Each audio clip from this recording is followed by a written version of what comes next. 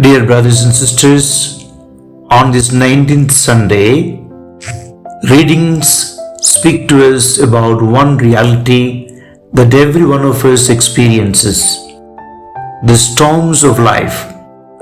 No one is exempt from them. They may come as illness, family problems, financial difficulties, failures, disappointments, or moments when we feel alone and discouraged. The question is not whether storms will come, but where we turn when they do. The Gospel begins by telling us that Jesus went up the mountain by himself to pray.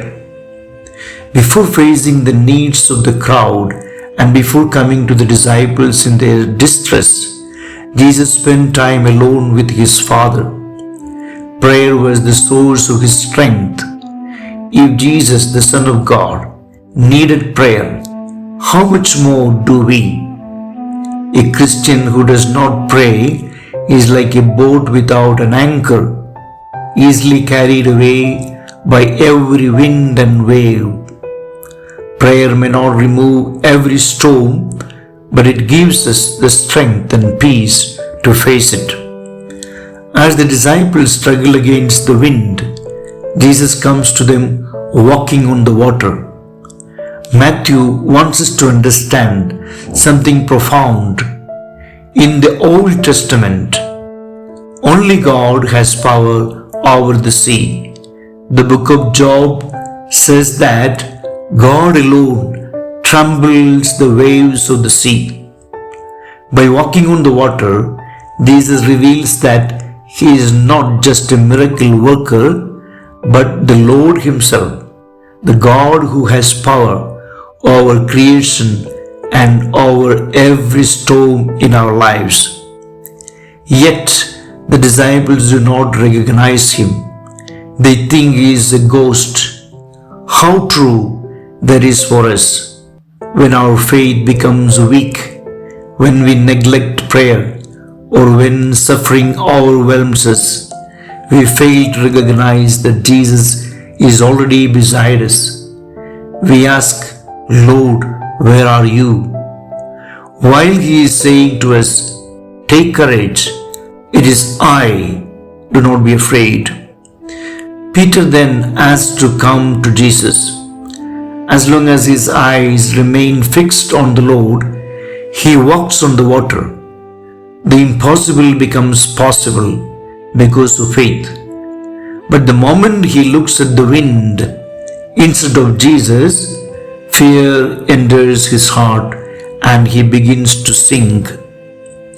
Isn't that our experience too? We often focus more on our problems than on God's promises, more on our fears than on his presence. We become discouraged because our eyes are fixed on the storm rather than on Christ. The secret of the Christian life is not the absence of difficulties, but the presence of Jesus in the midst of them.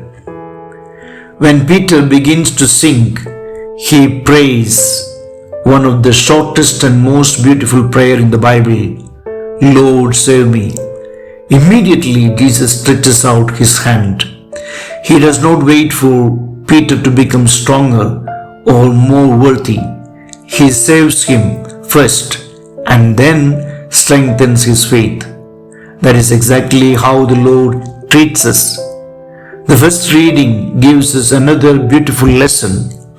Elijah expected God to reveal himself in the powerful wind, the earthquake, and the fire. Instead, God came in the gentle whisper of a soft breeze. God often speaks quietly in prayer, in the scriptures, in the Eucharist, and in the silence of our hearts. Dear brothers and sisters, whenever the storms of life shake our boat, let us remember two things.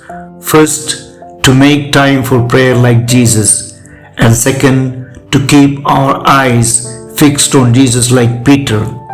Then no storm will overcome us, because the one who rules the sea is also the Lord of our lives. May Peter's prayer become our daily prayer. Lord, save me.